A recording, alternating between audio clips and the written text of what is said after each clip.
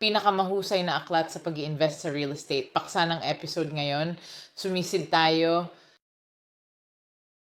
Kamusta lahat? Sa episode ngayon, ibabahagi ko ang 3 aklat na nagdulot ng pagkakaiba habang nagtatag ako ng isipan bilang mamumuhunan sa real estate. Ngayon, ang mga aklat na ito ay hindi lamang magtuturo sa iyo ng mga estratehiya sa pag-i-invest sa real estate, kundi mayroon ding mga aklat na mag-uusap tungkol sa mindset. Paano mo talaga itinatak ang sarili at ginawang handa upang maging isang magaling na mamumuhunan sa real estate na nais mo? Una sa lahat, walang sorpresa. Ang unang libro ay Ang Mayamang Tatay na May Utang. Nagbago ang pag-iisip ko dahil sa aklat na ito, kaya malaking pagkakaiba ang naganap sa akin. Ang mga magulang ko may-ari ng restaurant sa Venezuela noong ako'y lumalaki. Ito lamang ang sasabihin ko sa iyo. Konsepto ng iniisip ko. Sasabihin ko, ito ay isang mayamang tao dahil ako mismo nag-aral kasama ang mga mayayamang bata. Nakapag-ipon ang mga magulang ko ng sapat na pera para sa magandang edukasyon ng kanilang mga anak. Ako ay ipinadala sa paaralan kasama ang mga bata na ang mga magulang ay tunay na mga doktor, abogado at mga ganon. Bigla, sabi ng tatay ko, meron siyang restaurant. Hindi siya naiiba sa anumang may-ari ng restaurant sa Chino dito sa US. Sinuot niya ang parehong sapatos at parehong pantalon. Hindi ko alam, mga 17 na taon na ang nakalipas. Simula pa nung maalala ko, lagi niyang suot ang itim na pantalon, sapatos at puting damit. At palaging amoy chinang kasuotan. Kaya sa isip ko, hindi talaga siya katulad ng isang taong malungkot na hangad kong maging ngayon. Ako'y nagmamalaki sa kanila. Nung teenager ako, hindi mo alam, gusto mo talagang mag-fit in, tama ba? Ginawa ko ang lahat para maging kabaligtaran ng pagkatao niya kahit na gaano kahirap. Oo, siya nga. Buhay pa rin siya. Pareho ng nanay ko. Tama, sila tipid, lagi nag-iipon para sa isang bagay. Walang bakasyon, walang sosyal, laging simpleng bagay, tama. Nang magkaroon ako ng pagkakataon sa araw na ito, ginawa ko ang kabaligtaran. Nilagay ko ang maraming pera sa aking mga credit card. Ginugol ko sa pinakabagong disenyo ng jeans. Ginastos ko sa pinakabagong pares ng jeans, mga bag ng Michael Kors at mamahaling relo. Anuman na maaring maisip mo na magpapakita na parang mahal. Tandaan mo na palaging nagbibiro ang nanay ko, mayroon akong napakamahal na Michael Kors na packable bag. Kapag binuksan ito, kulang sa $5. Nakakatawa na may mahal na bag, walang pera sa loob, di ba? Kaya nang mabasa ko ang kwento ng mahirap na ama, napagtanto ko na ako ang mahirap na ama. Kaya ako ay napakatalino, parang ang kanyang mahirap na ama. Ako'y pumunta sa paaralan, nag-aral ng negosyo, at nagpatuloy sa aking MBA. Ako ay isang napakasabing sabihin nating mabuting pinag-aralan, may magandang trabaho, 6 na digit na sahod, pero wala nang pera sa account. Kung gaano karami ang gagawin ko, iyon din ang gagastusin ko. Ako ay may napakamahal na pamumuhay. Nang basahin ko ang aklat na ito, inire-recommenda ito sa akin ng isa sa mga mentor. May career coach ako nun sa paaralan. Sabi niya, hindi ko ata nakitang magsuot ka ng parehong damit ng 2 beses. Tuwing dumadalaw ka at bumibisita sa akin, palaging may dala kang iba't ibang bagay na medyo mahirap ipaliwanag dahil ikaw ay isang estudyante. Estudyante, walang pera. Gastado mo na lahat sa edukasyon. Paano mo nabili ang ganong halaga? Sinabi niya, sasabihin ko sa'yo. Kung abutin mo ang aklat na to, sabihin mo ang iniisip mo. Nagbago ng buong pag-iisip ko. Na-realize ko na ang mga magulang ko ay palaging mayaman na ama. Hindi sila gumastos ng pera sa mga bagay na hindi magbibigay sa kanila ng anumang kapalit. Ang isang pares ng designer jeans, bukod sa nagdudulot ng kaligayahan, ay isang instant gratification lamang. Hindi magiging parehas ang perang jean na iyon. Alam ng mga magulang ko kung saan ilalagay ang pera para lumago. Nag-ipon sila ng sapat na pera sa loob ng 10 taon o mga 20 taon na sobrang matipid hanggang sa nakapag-ipon sila ng sapat. Nagpasya silang mamuhunan sa real estate at dinala ako sa grupo upang tulungan sila. Para malaman mo kung paano ko ito ginawa, narito ang isang cart na maaari mong tingnan. Nagsimula ako sa pag-i-invest sa real estate gamit ang pera ng aking magulang. Sa huli, pangarap ko, nanood ako ng maraming TV noon. Gusto kong bumili ng malaking bahay at manirahan dito na may magandang pool, mamahaling kusina, at lahat ng bagay sa tuktok ng linya. Pagkatapos, natanto ko na ang aklat na iyon ay isang uri ng mahirap na pag-iisip na dapat iwasan dahil nangangahulugan ito ng pagiging alipin sa bahay. Isang bahay ay hindi ari-arian tulad ng sinasabi sa aklat. Ito ay asset lamang kung magagawang magbigay ng pera tulad ng passive income. Kaya ang paraan na nakikita ko noon sa isang bahay ay isang bagay na dapat kong laging pagtrabahuhan at bayaran. Hindi kailanman kahit kailan naisip ko na, hey, kung ako bumili ng bahay, kumuha ng duplex, upahan ng kabilang bahagi, pagkatapos ng upa, tutulong ito sa pagbayad ng mortgage. Kahit mawalan ako ng trabaho, meron pa rin akong ibang kita na tutugon sa mortgage.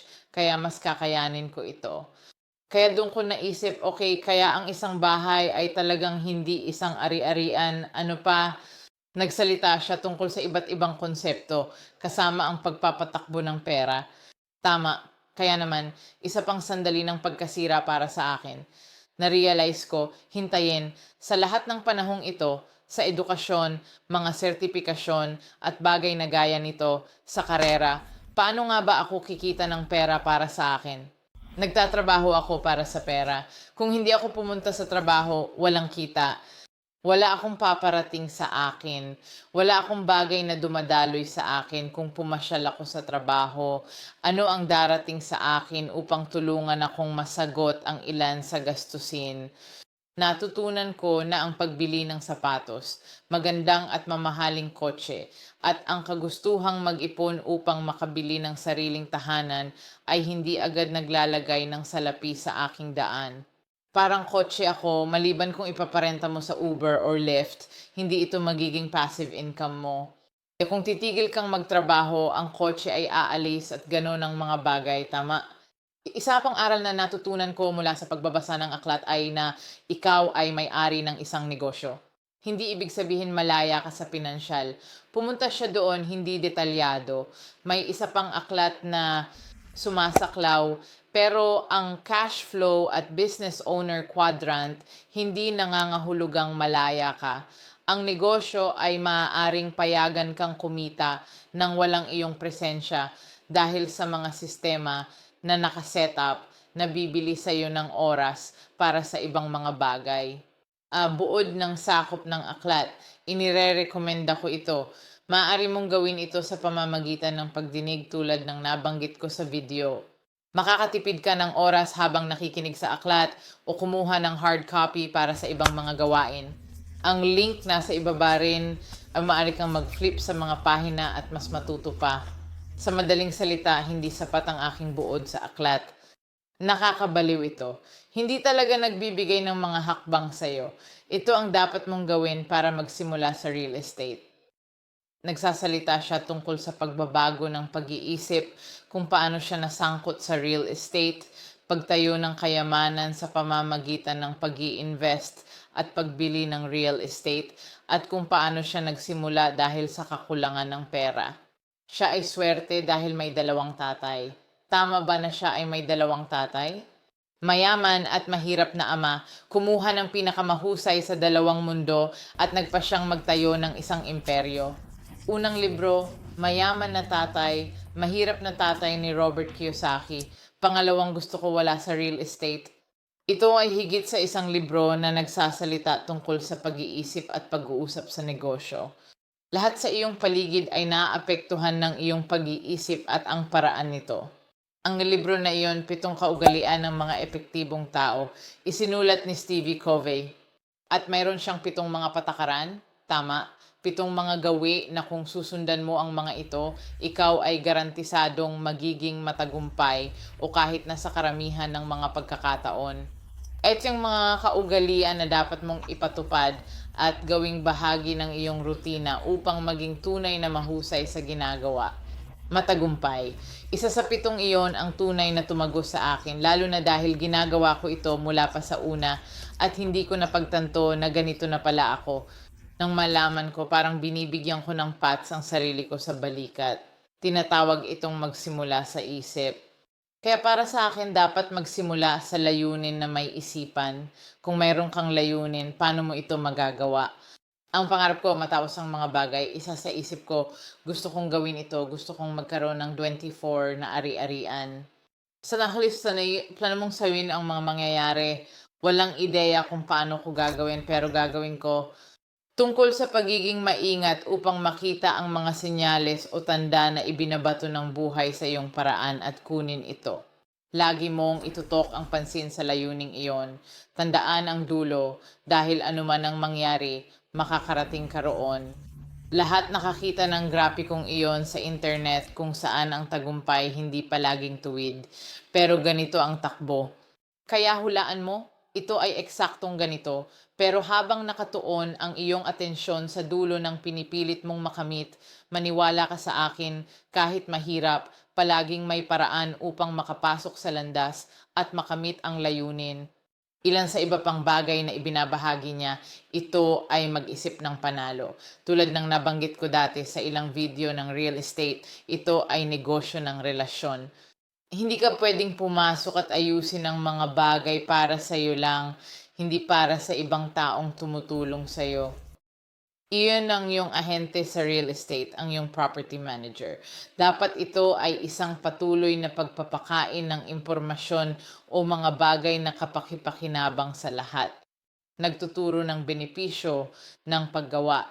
Halimbawa, kung pumunta ka sa isang ahente ng real estate at hindi ka seryoso at sinasabi mo, ipakita mo ang bahay na ito. Sa totoo lang, walang balak kang habulin ang mga bahay na ipinapakita niya sa iyo. O ito ay edukado para sa iyo dahil ito'y tumutulong sa iyo sa pagtingin at pagkakaroon ng ideya sa inventaryo sa merkado. Ano ang nakukuha ng realtor dito para sa iyo? Ginagawa nila ang pananaliksik ng libre. Binabawasan mo oras nila, mahalagang oras inilaan nila para sa iyo na maaari nilang gamitin sa iba. Kaya yun ay isang partikular na halimbawa at kung gaano mo ito binabaliktad. Halimbawa, pumunta ka sa bangko at sabihin mo, gusto kong isara ang property na ito at magkano? Ang bangko ay nag-aayos ng mga bagay para sa iyo kasama ang mga legal na dokumento na kailangan mo. Maaari nilang simulan ang pagtawid sa bawat item na kailangan nila para maaprubahan ka. Hindi mo rin sila binibigyan ng anuman. Hindi mo sila binibigyan ng kopya ng buwis o pay stubs para matapos ang mga bagay na maaari kang tulungan. Ano pa ang ibang insentibo bukod sa pera? Sila ay nakakakuha ng bayad mula sa mortgage na sinisikap nilang tulungan kang maisagawa kumpara sa iyo na nakakakuha ng pera maliban sa salapi. Ano pa ang kanilang nakukuha mula dito sa iyo? Tama, kailangan mong mag-focus sa pagbuo ng relasyon at ang aklat na ito ay may ideyang iyon. Hindi lang ito tungkol sa relasyon, hindi lang sa kung ano ang nakukuha mo dito, kundi kung ano ang ibang tao nakukuha sa iyo. Isa pang pinag-usapan ni Steve Covey sa aklat ay ang maging proaktibo. Tama ba? Ito rin ay isa sa mga gawin na talagang kailangan mong maging isang taong epektibo, mabisang at bakit maging proaktibo. Dapat mong magbigay ng impormasyon ng pantay. Bawal pumasok at hingin ang mga ito ng walang kapalit. Magandang trabaho. Salamat sa tulong mo. Alam mo ba, hindi tama ginagawa mo. May puwang sa pagpapabuti dito sa konstruktibong paraan. Tama ba? Huwag gawin ito ng may pagmamataas, parang hindi tama. Gawin mo ng maayos, may uri ng interaksyon, bumabalik sa ideya ng relasyon. Ang pagtatayo ng real estate ay batay sa mga relasyon. Ano ang nagpapaka-espesyal sa iyo na gusto kang tulungan ng ibang tao sa parehong oras? Isang magandang, napakatulong na libro, pareho lang. Kung hindi mo mabasa sa papel, subukan sa Audible. Iniisip kong makatulong ito sa iyo sa pag-organisa sa sarili. Kilalanin ang pattern tungkol sa sarili na malamang hindi mo alam. Subukan ang bagong kasangkapan at kaugalian para mas epektibo sa ginagawa mo. Ang huling isa ay paborito ko sa lahat ng mga aklat sa real estate. Ito ay tunay na aklat kung paano mamuhunan sa real estate. Tinatawag itong Long Distance Real Estate Investing ni David Green. Ito yung isa sa mga paborito kong libro ng lahat. Nag-aral ako kay David Green at napagtanto ko na ilan sa sinasabi niya ginagawa ko na pala dati. Basahin aklat niya, nagbibigay kapanatagan. Nagpaparealize sa akin, okay, magandang trabaho. Ginagawa mo na, di ba? Kaunti tungkol kay David Green, isang retiradong pulis. Nagsimula siyang mag-invest sa real estate ng pulis siya at natuklasan niya ang isang bagay na nagpabago ng pananaw niya.